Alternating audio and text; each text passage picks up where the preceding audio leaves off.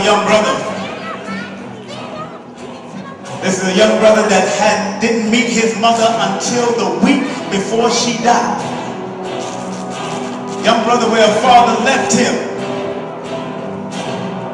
at the age of 8 to fend for himself, and he joined a gang called the Crips. He became a Crip superior. The total different extreme of what he is today. But now this brother is done as he read one book from the mind book of Dr. Malachi K. York. The mind book, this brother decided to do what he had to do to make his people and his family feel good. This man has written out 40 books. He has written out 40 books, speaks 7 different languages. I want each and every one of you to stand up, get up, and rise up for the young 27-year-old. Get up and rise up for the young 27-year-old. Rise up for the young 27-year-old who could have been out in the street killing and slinging and doing what he's doing instead. He teaches the people each and every day, show your love for the one, the only, our brother, your brother, my brother. They call him Nasuk Amure. Send a two-man brother Polight. Give a round of applause. Put your hands together. A third of the dragon's tail, and a third of the stars falling. And we say, what's all this third and a third and a third and a third? Well, if you break up the processional circuit into threes, then if you divide 25,920 by 3, you're left with 6,820. I mean 40. And 6,840 gives you what? 18. It gives you 6, 6, 6. If you add 6 plus 8 plus 4 plus 0, you get 18. It gives you 3 6s. That's the first set. Now, if you look at the time Jesus died, 33 AD, look at the time Jesus died. Each one of these parts represents 6,840. It's the processional circuit broken up into 3. If you look, you'll find that a third of the dragon's tail is caught up in the last third part of the processional circuit. A third of the dragon's tail, just like it says in the Bible. A third of the dragon's tail, because the Draconis constellation, because the planet Earth will be aligned directly with the Draco constellation during the winter solstice of 2012, December 21st. It'll be aligned with it. And when it's aligned with it, at this point, it will take up, or be aligned, the processional circuit will be through the third part, or 1/3 of this dragon's tail. It will encompass 1/3 of this dragon's tail. And if you look at the time Jesus purportedly died, okay, and he died at age 33, and you chart it, okay, in terms of his BC age, the BC and the AD, you'll wind up with this between those intervals, which would be what? 6,660. 6, 6, 6 again. So not only does each one of these break up 6,840, 6 plus 8 plus 4 gives you 18. 18 gives you 3 6s. But if you look at the time they say Jesus died and his return based on the end of the cycle, you have 6,660. So I start asking the question, how come I keep seeing 666? Isn't that the mark of the beast, Revelations 13:18, according to them? And you should know him by his number, 666. So I start saying, what's up with this dragon? A third of the stars, the Draco constellation, takes up a third of the stars in the celestial body. Okay? A third of the tail is caught up if you break up the processional circuit into threes. And if you look at the time that Jesus purportedly died, from the time he was born and his era, and the time of his second coming, you would get 6,660, 666. And I started thinking, how come I keep seeing this 666? So 2012, the planet aligns with the dragon, or the Draco constellation. It aligns with the Draco constellation. So now you gotta ask, what is this dragon? Well, if you know anything about gases, gases are emitted from all star constellations whenever the planet Earth goes through those constellations, whenever the sun goes through those constellations. Even the sun emits gases. And these gases have impressions on our mind. So these dragon gases, if you go to the Mayan calendar, I don't know if I put it up there, but if you go to the Mayan calendar, it's a circle. And it has 4 squares. 4 squares. each one denoting a certain cycle. Earth, wind, water, and fire. The four major deities, the Elus, the Nomos, the Anunnaki, okay? And then there's Diru. The Nomos deal with water. The Elus, or Iggy, deals with the air. The Anunnaki deal with the earth. Anunnaki, earth. And then there's Diru, deal with the fire. Sun worshiping, sun god, looking at the sun. Earth, wind, water, fire. The Mayans say the last cycle is going to deal with fire. What a coincidence. Because the planet Earth is aligned with a dragon. A fire-breathing dragon, I guess. Because they say it's going to come with fire. God's supposed to come with fire at the end. The Mayans say it's going to be fire at the end. And the planet Earth is going to be aligned with the Draco constellation. A dragon. And dragons, we learned, breathe fire, according to the folklore and the mythology. Or reality. So we got Rite Aid, which means pharmacy. And their slogan is, with us is personal. And I take that personal. Wow. But the word right is not R-I-G-H-T. The word right is R-I-T-E, which means it's a religious or other solemn ceremony or act. The rite of communion, fertility rites, a ritual. So when you go to Rite Aid, they perform a ritual on you.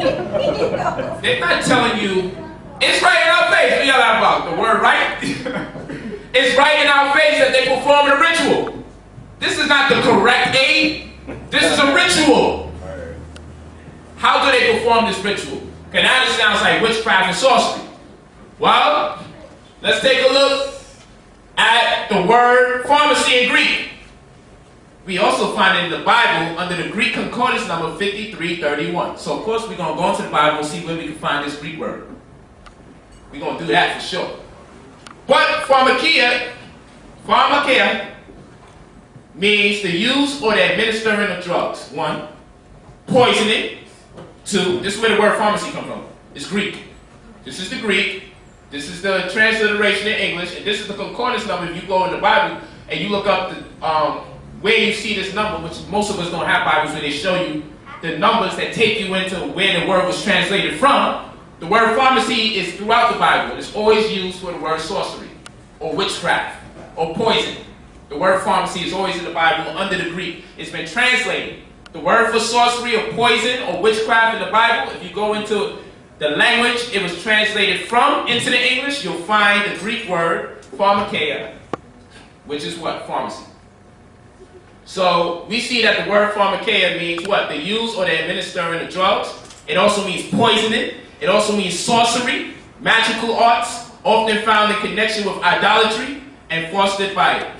We go to Galatians chapter 5, verse 20. We see idolatry, witchcraft, hatred, variance, emulations, wrath, strife, seditions, heresies. This is just an excerpt from Galatians 5:20. But they use the word witchcraft. But look at the concordance number. 5331. Pharmacy. Pharmakeia. This is where the word pharmacy comes from in English. From the Greek. Pharmakeia. So we found, what's pharmacy? I went to the etymological dictionary online. Something that if you got a computer, we all can go on. So we go online to the etymological dictionary online. What does pharmacy mean? See, late 14th century in medicine, from Old French, pharmacy, from Middle Latin, pharmacia, from Greek, pharmakeia, use of drugs or medicines, from pharmakeus, preparer of drugs, from pharmakeon, drug, poison, filter, charm, spell, enchantment.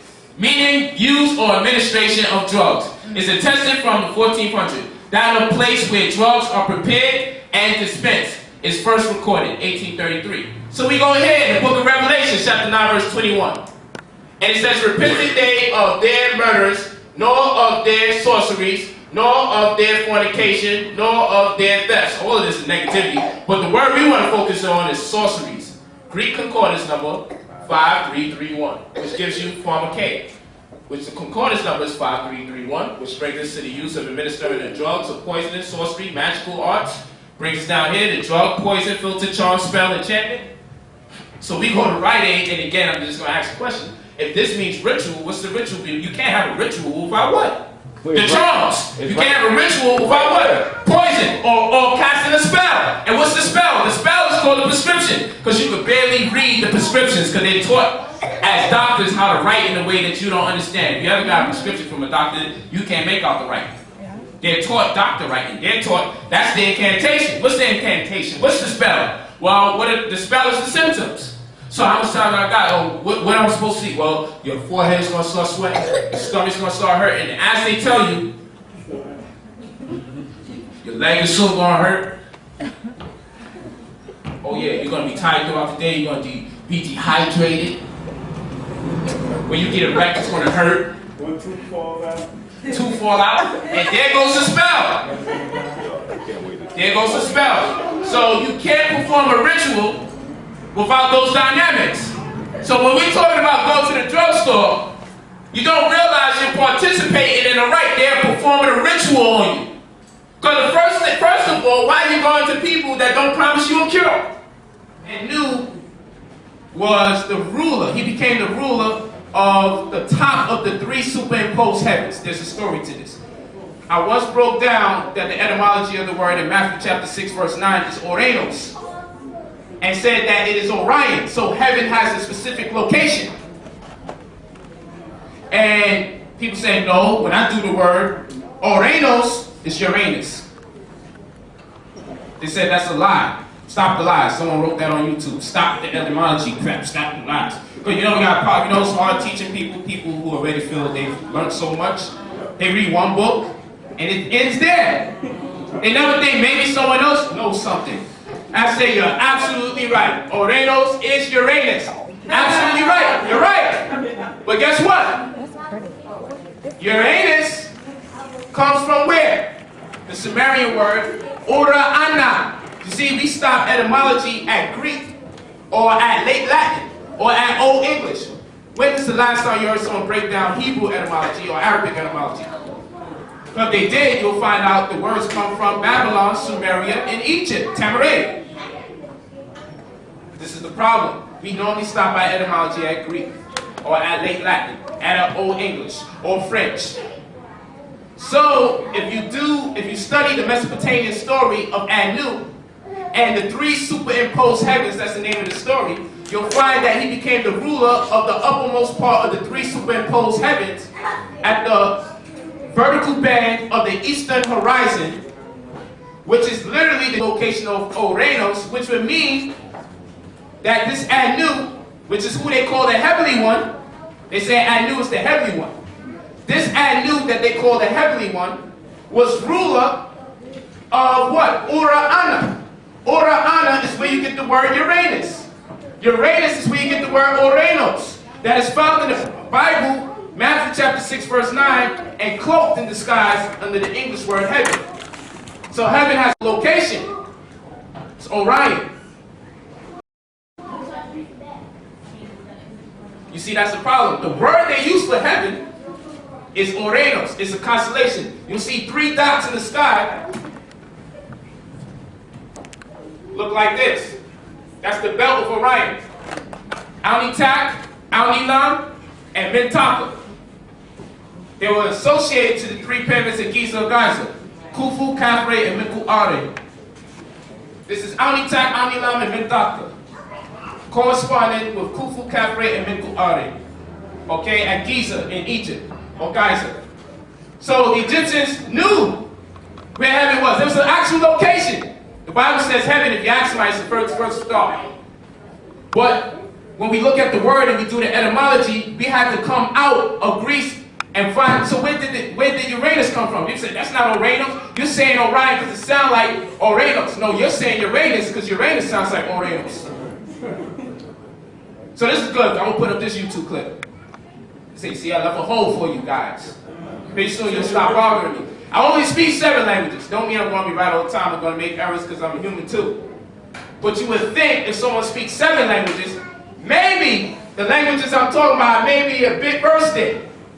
So Orenos is Uranus, but Uranus is Ora Anna. And Ora Anna is the location of the vertical band of the eastern horizon. We are talking about the coordinates of the celestial bowl, which would denote Orion.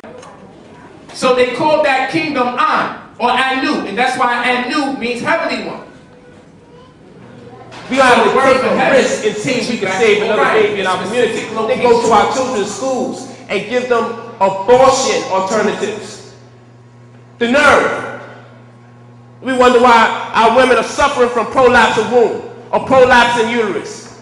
Me and her womb is falling out. We wonder why? Because of the burdens of her giving birth to children.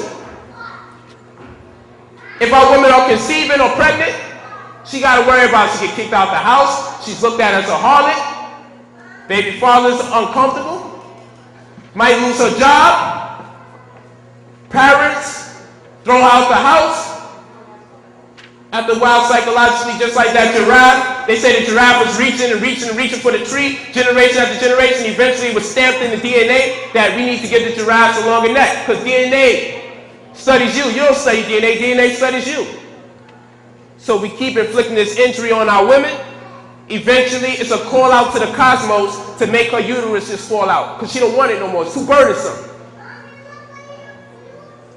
They even buying black women's wombs now. I got it in my Desecration of the Womb book. Misogyny, Desecration of the Womb. They even buying black women's wombs now.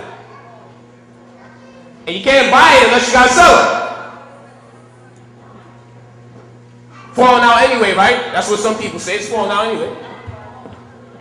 Who would have thought 50 years ago that there'd be a market for the womb? We have to make a change in our community, and all of us got to participate in the change. I joke around a lot, since I'm cursing, since I'm more spiritual, but one thing that is for sure, I love our people, and I understand one thing that we all understand in here. Everyone that's not in here is the ones who got to worry about when times get hard, because they're liabilities. If you're not conscious, you're a liability. I can't live with conscious people in my house, because the FEMA people come through and say, we did the census and we understand 6 people live in this house, but only 5 got shots. If those 5 people obviously ain't conscious, they'll be turning me in if I live in their household. If you're not conscious, you're a liability to conscious people. Your own brothers, your own mothers, your own sisters will turn on you under the pressure of the devil. Trust me. We got to work hard to talk to our people. We got to sit down, put our heads together, and talk to our people. Now, let us go into the book of John. What does it read? Well, it says, and he said unto them, ye are from beneath, and I am from above. Ye are of this world, and I am not of this world. Now, what's my point for bringing this quote up? Well, if you look at the word above, where he says, ye are from beneath, I am from above, it has a concordance number of 507. What is the concordance number? What is the word for above? The word for above is ano. Here we go again. The word for above is ano, which is the word anu. Now you will probably say, you know what, this Negro playing games again with the words. I don't like when he do etymology, because I know I got a lot of etymological critics out here. But let me explain something to y'all first. You gotta understand something when it comes to etymology. First and foremost, the essence of etymology is rooted not in finding the oldest definition of a word based on the last language that doesn't go before Greek or Latin or French. No, the essence of etymology is a letter for letter breakdown, the composition of the word, an understanding that there's an attributed meaning to each letter that makes up the word. The language that purports to have its own words doesn't have meanings and gender attributed to its letters, then we have to keep going behind that language till we can find where did this language get its word from. But anyway, there's something else you got to understand. When you have a word like I know, we must understand that in the ancient languages, or Semitic languages as some will say, that they have this thing where the aleph, for instance, would represent several vowels in one. This is hard for people to understand that don't speak other languages or don't understand this concept that is derivative or root derivative of ancient languages.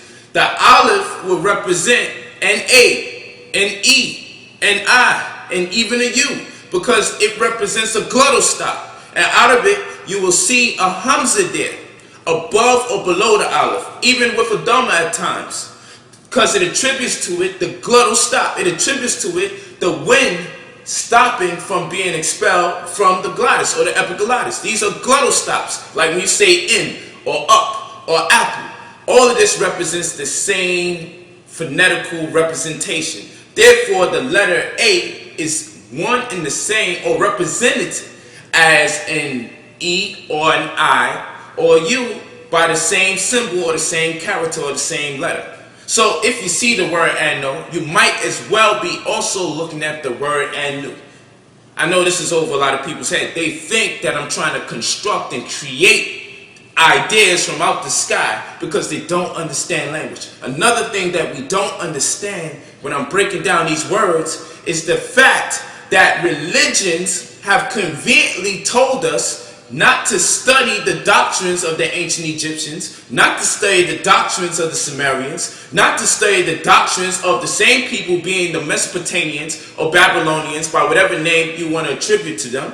They conveniently tell us don't study their doctrines because they're idolaters. They conveniently tell us that they're pagans. They conveniently tell us that they're heathens. Then the whole while, when they come after these people, they come after these cultures, they come after this race, they come after this ideology, after their paradigm, what do?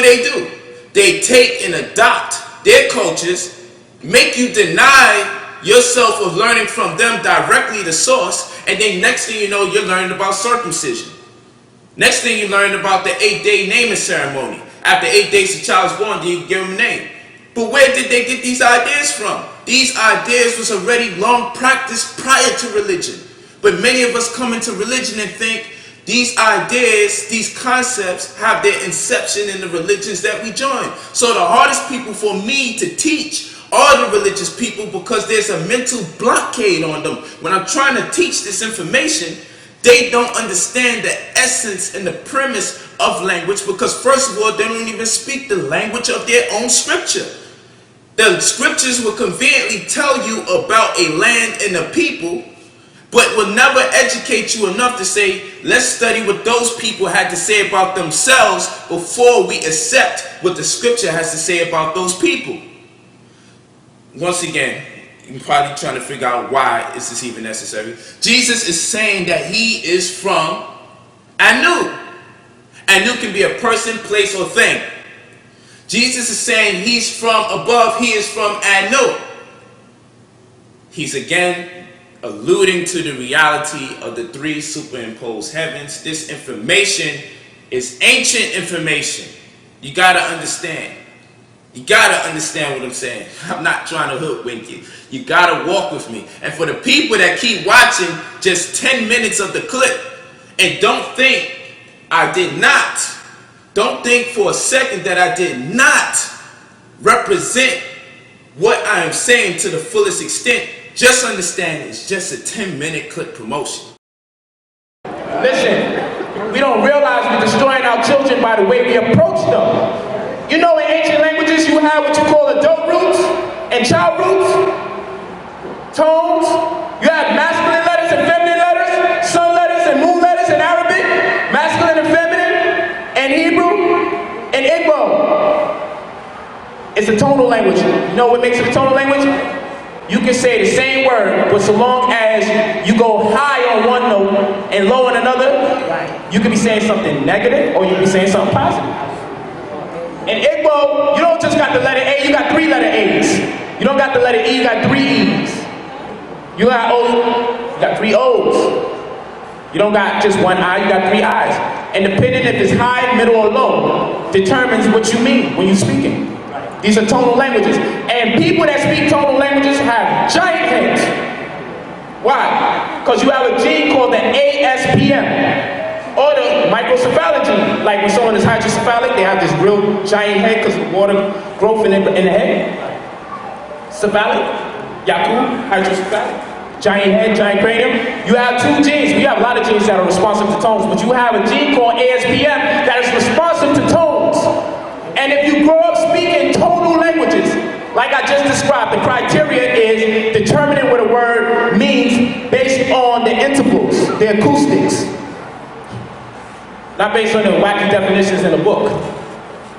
If you speak tonal languages, the ASPM gene is responsive to speakers of tonal languages, and it causes brain cells to grow, and the cranium has to accommodate for the size of a bigger brain.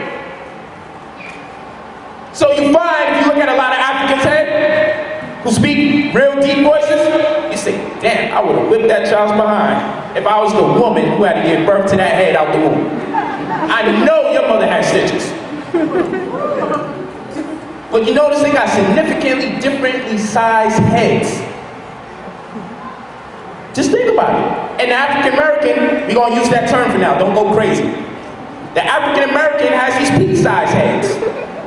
Very tiny heads. Do you think if the language, if we prove to you, which I already did, but we prove to you that speaking tonal languages causes brain growth, it's called an ASPMG. If we prove this to you and you look it up and you see it's true, do you think they gave us English for other reasons? And I just want everybody to understand that I love our people. I love our people, and our people have a problem loving themselves. And that's why you can't really reach out and communicate with them. We've lost the love for ourselves, so we can't love nobody else. So it hurts when I still see people perpetuating the wrongs that was done to me. It hurts knowing I was able to walk up and down my community where it was clear as day I was supposed to be in school and nobody told me nothing. We gotta turn back into a community again. And I know the parents are ignorant in this day and time, so if you try to tell something to the children, you gotta worry about the parents that's gonna come after that. I understand, but we just gonna have to take that risk.